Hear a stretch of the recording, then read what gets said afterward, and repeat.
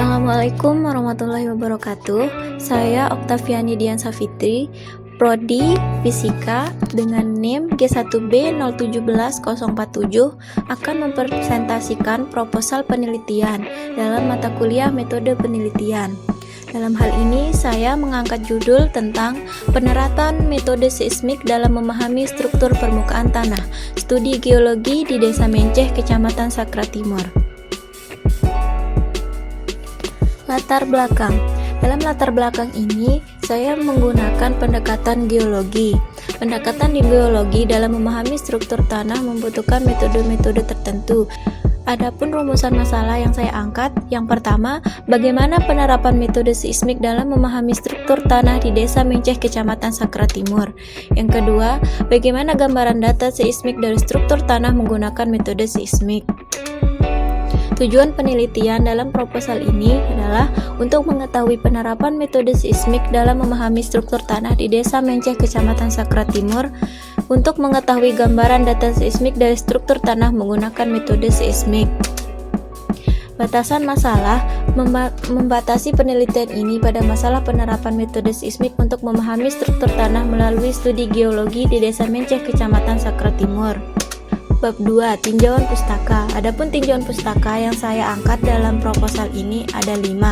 Yang pertama, jurnal tentang identifikasi struktur geologi dan pengaruhnya terhadap suhu permukaan tanah berdasarkan data Landsat 8 di lapangan panas bumi Belawan. Yang kedua, jurnal tentang identifikasi lapisan lapuk bawah permukaan menggunakan seismik refraksi di Desa Lengkeka, Kecamatan Lore Barat, Kabupaten Poso. Yang ketiga, jurnal tentang penutuan struktur bawah permukaan dengan menggunakan metode seismik refraksi di Desa Pleret, Kecamatan Pleret, Kabupaten Bantul. Yang keempat, jurnal tentang pemetaan percepatan tanah maksimum dan intensitas seismik Kota Padang Panjang menggunakan metode Kanai. Yang terakhir, jurnal tentang aplikasi metode seismik refraksi untuk lintasan terowongan studi kasus wilayah SMBR. Bab 3. Landasan teori. Adapun landasan teori ini berisi metode seismik. Karena metode yang saya pakai adalah metode seismik. Nah, metode seismik ini ada 2, yaitu seismik refraksi dan seismik refleksi. Seismik refraksi yaitu mengukur gelombang datang yang dibiaskan sepanjang formasi geologi di bawah permukaan tanah. Sedangkan seismik refleksi yaitu metode seismik refleksi mengukur waktu yang diperlukan suatu impuls suara untuk melaju dari sumber suara terpantul oleh batas-batas formasi geologi dan kembali ke permukaan tanah pada suatu geopon.